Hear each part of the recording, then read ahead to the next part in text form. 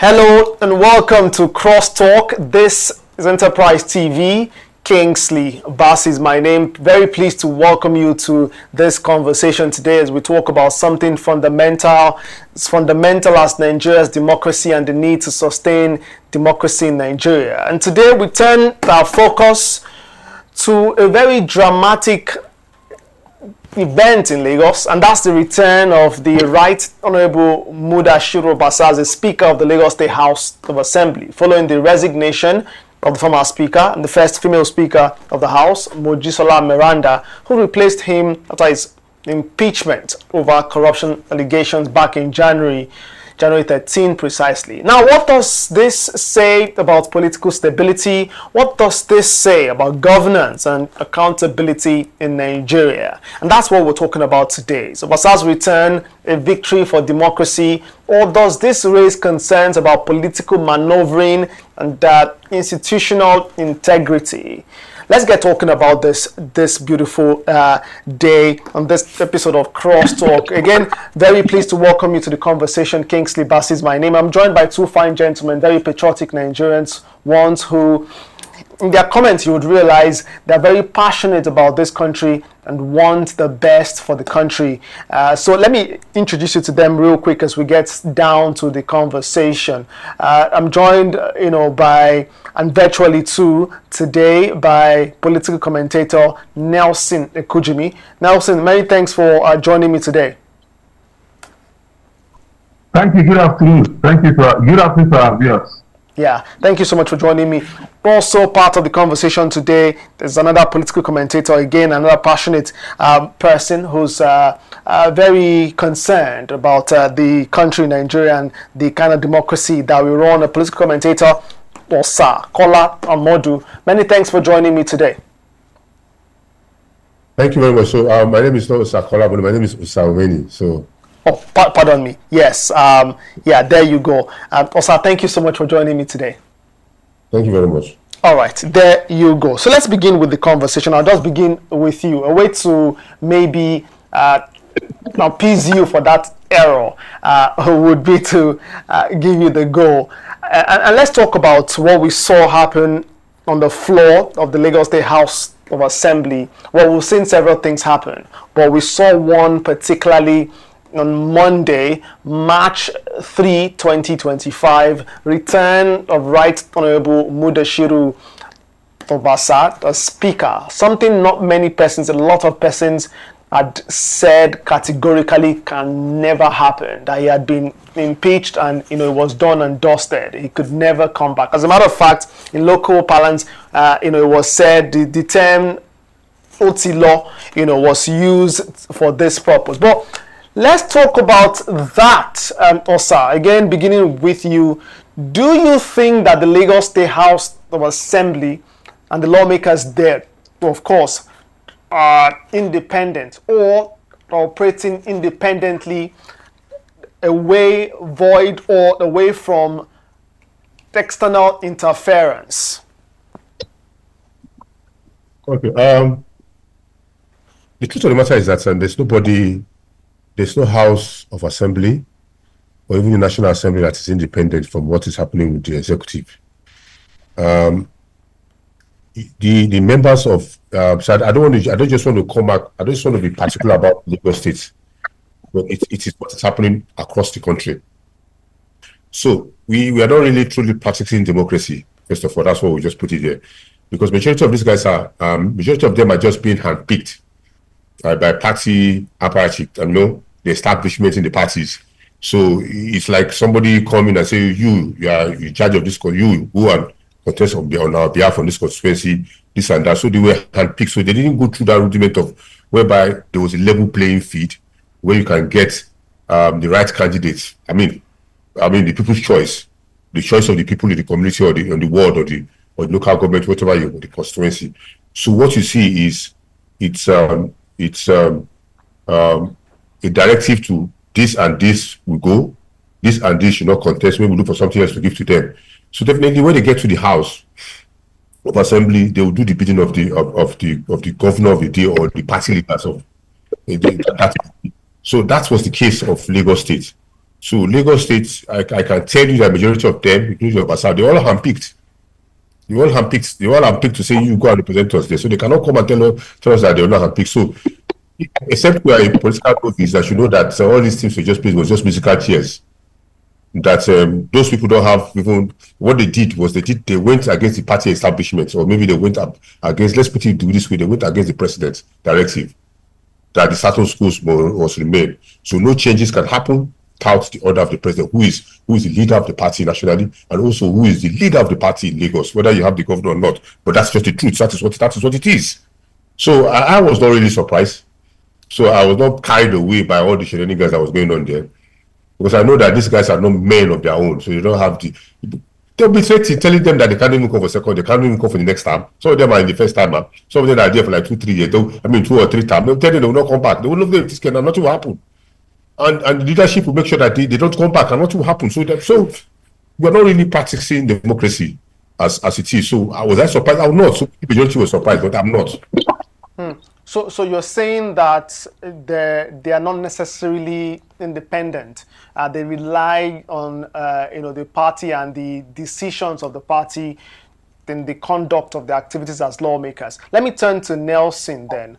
Nelson, what do you say? Osa believes that this lawmakers, the way that he has described them. What do you say? Well, thank you very much.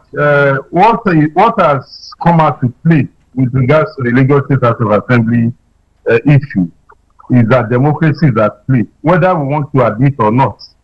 Nobody is an island. Even Mr. President, if you go into introspection, or governor, will also come under the influence of maybe his wife or people that he holds in high esteem when it comes to taking decisions. So that is natural about human beings. The thing that came out at play is to tell you that whatever people do as human beings is not cast in stone. It can be amended. You recollect that we had a conversation around this issue when it broke in January, and a lot of us, like you said in your intro, we believed it was done and dusted. But lo and behold, from the developments that unfolded later, it was like the legislators took that decision without proper consultation with the party. And you and I know for free that the parties did not put through with the legislators came into office. So whether they are the best of minds or the best of brains, their coming into office was at the courtesy of persons in the community. Maybe somebody brought them into the party meeting and said this is the good material that we can use as a candidate, as a legislator in our constituency, or what have you. So it goes on you if you recognize that you are not on the representation of yourself, but you represent people. That if you have taken a decision and the people you have taken it on their behalf now calls you back and say, come, what you have done, we are not in sync with it. You just have to go and make amends. Whether it is the president, whether it is the governor, whether it is the party chairman, if he or she does that, it does not in any way take away his integrity. It shows you clearly that that person or that representative is a loyal party man, because the party is their principal. You recollect in the 60s and 70s when we had a vibrant democracy, no member of the UPN or no House of Assembly under the UPN or the LPN or the PRP will take decisions without consulting the leadership of the party. It's just like you saying, as the legislator in Lagos, they are voting to remove Alhaji Lateef Jakande. Chief Obafemi Awolowo will call all of you that what did you see in the soup that made you to put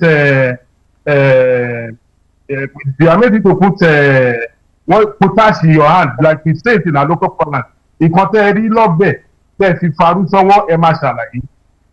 it is not about, because of the fact that the legislators now went back on what they did to undo, that it takes away their integrity or takes away their reputation.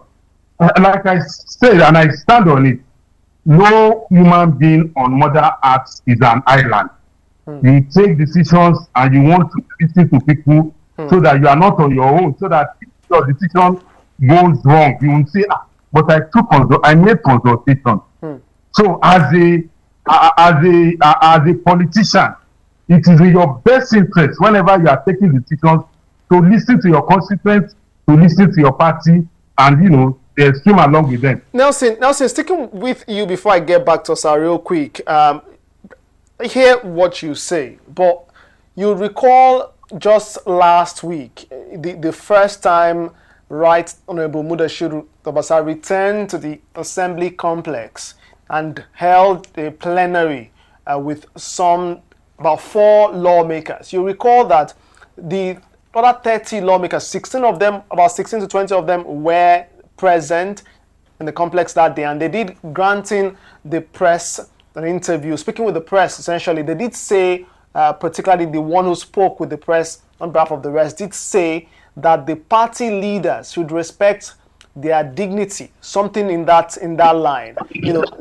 notifying or signifying the facts that the party did not does not recognize their place, and that they want the sort of over reliant on the decision of the parties and the party, and they have to go in that direction. Does this not question your point of view about the fact that these members, these lawmakers, don't have the mind of theirs, but have to continuously, whether they believe in that or not, follow the direction or decision of the party?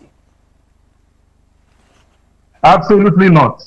I understand the question you asked. I also saw it where even that spokesperson of the party, that's Honorable Stephen Ogundipe, is the spokesperson of the Lagos State of Assembly, even said that if the party elders want them to go in a particular direction, they should talk to them directly. That they hearing you.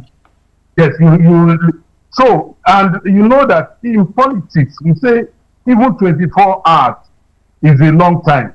What you said happened in February, and this is March 4th. Yesterday was said, and you are aware that a lot of meetings, a lot of negotiations, debates, concessions, settlements must have happened since they made that statement. So, as a politician, even if you know you are taking a course of action and you believe strongly in it, it behoves on you at every point in time to always defer to your constituents, to listen to them. I have a leader in the civil society movement who is late now, Alfred Ilere. He always gave us this advice. He said, if devil calls you for a meeting as a social engineer, you should attend. You should not say because I'm a child of God that I don't want to hear. He said because you don't know what you want to. So, because of our leanings, because of our trainings, we do some things that you see us on this page now. But the fact that we are going to make a recant because of where we come from, I belong to organizations that will take decisions, and I will abide by the decision, but I will make my dissenting opinion known. That this is the organization's decision, and I'm a member of the organization. I can't disagree with the collective decision, but this is my dissenting opinion. All right. So if the members in their wisdom now have decided that, look, the party elders have spoken to us, we have reached a compromise, this is the way to go, I don't think that will take away their dignity. But most importantly, whatever they have done now, they deserve to come out to us and explain better. Because I told you, they made allegations of financial impropriety as well as other allegations against the return splitter. So they owe us the explanation. You have alleged this man. Is it that those allegations you played on our intelligence and we were foolish enough to run with you? Okay. That's the explanation they owe us. All right, very quickly, let's turn to Osa. Osa, how do you respond to this and the point of view of Nelson? I agree with him regarding them telling us at the first place why this whole shenanigans happened. Because if it's going to happen this way, then why did you not end it up this way? So just like an anticlimax. So I agree with him 100%. Because it's right. For example, now you can also air your for example, now if you were in a group, like you said, you can also take a decision and say, okay, this is my point of view, this is my opinion. So you can have like a dissenting voice, but at least you be registered that you say we shouldn't do this strategy, but then they won't do this strategy, something happens. So I agree. So like you said, the truth of the matter is that did they put into recognition, because for them to say they want to impeach a speaker, just like you say you want to impeach a governor, before you say you want to move to impeach a governor, you have to have the concrete evidence of, what he has done based on what is stated in the constitution. So because the speaker of the House of Assembly in Lagos is not it's the first among equals. So there's nothing as if it's not their senior. They just decided to choose him. All of them are all equal members. So meaning that every one of them has the opportunity to become speaker, based on political how do you call it, strategies. Anybody can become speaker anytime, any day. So for them to wake up one morning and say they decided to say, oh, Mr. Obasa has committed this infraction, and decided to remove him, without them knowing fully well that out of the 40 of them, over 38 to 39 of them are in one political party. I'm sure they have party leaders, and they have the governor's advisory board, which is like the superintending body of the party. They have the party chairman. Have they had these discussions? Did they do all those things? Because this is an internal party thing. Because there's a difference between, let's say, a PDP has a majority, or maybe have a simple majority. They have a simple majority over PDP or LP or whatever party, and maybe they decided to go against, let's say, for example, now I decided to go and get Nelson to come and join us. When Nelson come and join us, we now have the majority to now remove somebody and appoint some of us there. That did not happen. So, okay, now all this wahala that they did. So, what is the essence of all these things? Because all this discussion will have happened between themselves and the party hierarchy. And this is what I discussed with them. Some of them, they can form and say, this is what this guy is doing. This is what he has been doing. There's financial this thing we have investigated. We have caused that this should be investigated. Because I'm not sure if these issues were brought in before, if the party caucus was brought before Mr. Abasa. I'm sure Mr. Abasa will be very open the books. Because yes, he doesn't control the purse. There are clerks in the house. There are other people who are civil servants who also control the purse of the house. So even if he's the chairman of the Lagos State Assembly Commission, does not mean that he has the whole signatory to every money that comes out from the account of the coffer. So they want the detail. So we have the detail. They will have investigated properly. They come up with a report that we have indicted him. This report came out and said this has been indicted. So it has been indicted. Even then, really, do you think that they can successfully, even with those receipt, as we like to say, the pieces of evidence, do you think they can still pull something through? Well, very quickly, want to respond to that? I don't think so, because the way we practice democracy is different from the way you practice otherwise. So, like I said, they are not really independent on their own. So they have to also get the support of the party hierarchy. That's what I'm saying. They cannot really. Even if they have the evidence, they have to also show you. They say, okay, this evidence is overwhelming. So there's no, Mr. Speaker, from what we are seeing, we see that you are culpable of all these infractions stated here. So I think for us to save ourselves the embarrassment, of our party to say that you want to remove you, you can just quietly take the exit through by resigning and say, oh, you can put up a statement. Oh, after many years, I decided to, because I want to blah blah blah blah blah blah. You can just there's a fine way for you to just this, and then they now easily put in somebody else that will take over. Simple.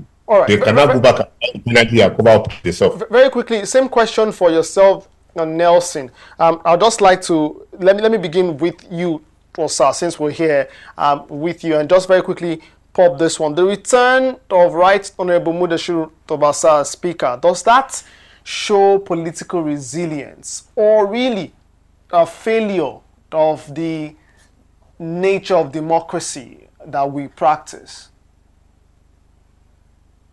Okay, I think what has happened there. All right, Osa, you want to quickly go? Hello, who is the question for? Well, it's for both of you, but maybe you should just Nelson, just begin. Yes. Okay, I think what has happened there is that, life is a teacher. We learn every day, no matter the position we occupy. I think what has happened there is that they provided a lacuna, and the speaker latched onto it They didn't from the whole thing, from the whole issue when it emanated up to now. What it shows you clearly was that the legislators were acting on their own. It was like they didn't carry the party along, they didn't carry their leadership along, and they took those decisions, and the leadership of the party said, no, you can't take decision alone. That is a decision that not only affects the legislator, but also affects us as a party.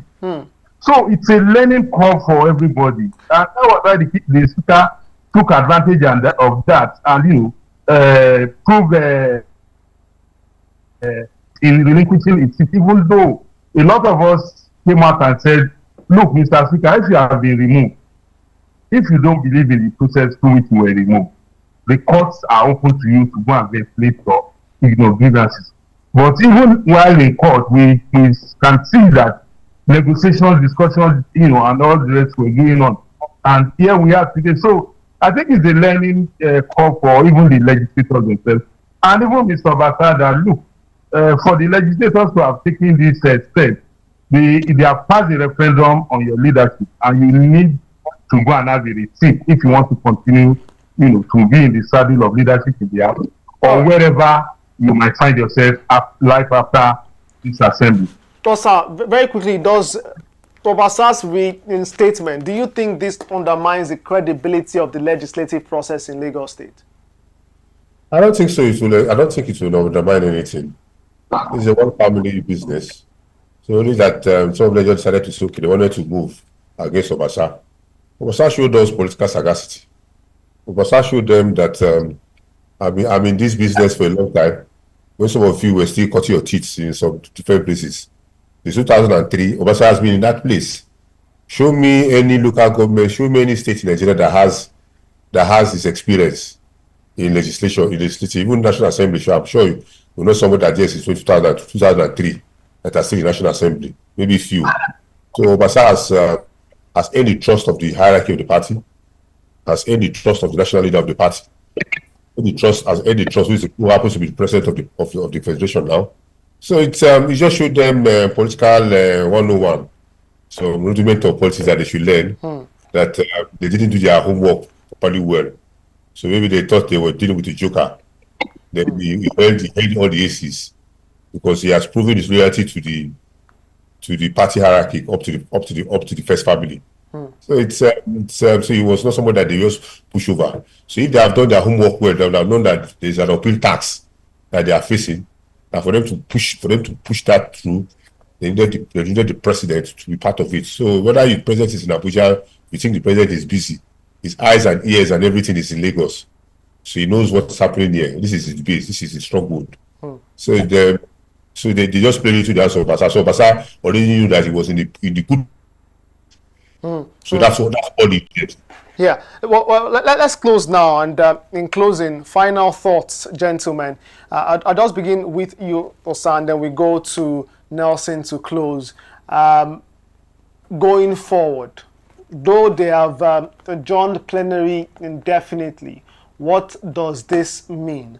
What does this mean? What kind of house would we see going forward? You impeach someone, you were forced to reinstate that person. Will you sit there and let that person preside over plenary continuously? We're not sure what the minds of the lawmakers, are as we speak. But then, how do you think things will play out? Would we have a smooth House of Assembly in Lagos going forward? Directed to Osa first, then we'll come to you. Okay. There's nothing that will happen. So let's not be deceived that something will happen that they will get annoyed. No one of them will decide from the house. They will sit down and they will all line up behind the speaker and continue. Well, that's the directive of the party hierarchy. So what they should be fighting for is their political lives. For even daring to make this move without without getting an express permission from the top brass of the party in the state and national, for them to even make this move when Lagos is the poster boy of the APC government, for them to even bring an embarrassment on the home turf of the president, Mr. President. So it should be for me, if I were them now, they should be fighting for their political lives, because I don't see some of them coming back. I don't see some of them coming back because for them to disobey the orders, the directives of the president to go back, return to status school, and let's start from them. So they should be, if I were them now, they should be moving from one GAC member house to one GAC member house. If Mr. President calls for Salah, they should all line up and go and prostrate there and seek like the proverbial prodigal son in the Bible. They should go and beg for his forgiveness that they have erred as his children. Because their political how do you call it, future is at stake here in APC. All right. So that's it for me. All So right. they don't have they can do that, so they have to follow up this what status quo as mandate. All right, Nelson, your final thoughts going forward. What kind of plenary would we be seeing? Well, I think we will have a more robust plenary now going forward because everybody has shown their weight or they have proven their weight. And we have seen those who are heavyweight and we have seen those who are lightweight.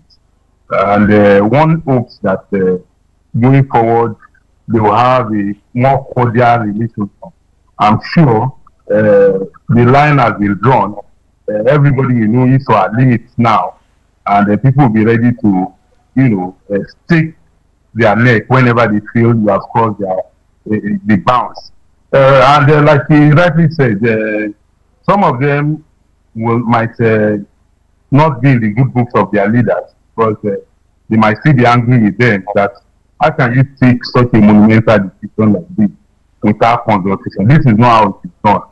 So I expect that things will return to normal and it will be business as usual. But everybody will now know I have, I have limits to what can be done to me or what I can do to others now.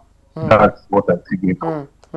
All right, thank you so much. Again, we would keep following developments, Dave, since the John plenary indefinitely. We're not sure when they would resit, but it's for sure there would be meetings upon meetings, maybe conversations about appeasing this person, appeasing that person, and then putting certain things straight so that there wouldn't be repeats of what we saw, the embarrassing situation that has characterized the Lagos State House of Assembly this past few weeks. But then, for many Nigerians, the most important question would be where, especially for Lagosians, where is the place of Lagosians? Where is the interest of Lagosians in all of this? I'd like to thank you, gentlemen, for being a part of the show today. Osa, political commentator, thank you so much for being a part of the show today. Absolutely. Yeah, appreciate you. Absolutely. Yeah, appreciate your time. And Nelson Kujimi, thank you so much too for being a part of the conversation. Thank you for having me. Thank you. Yeah. All right, that's Crosstalk today. Many thanks again. Kingsley Bass is my name. Until next time, we'll keep following major developments in the country and around the world and bring them your way. Until then, be safe and bye for now.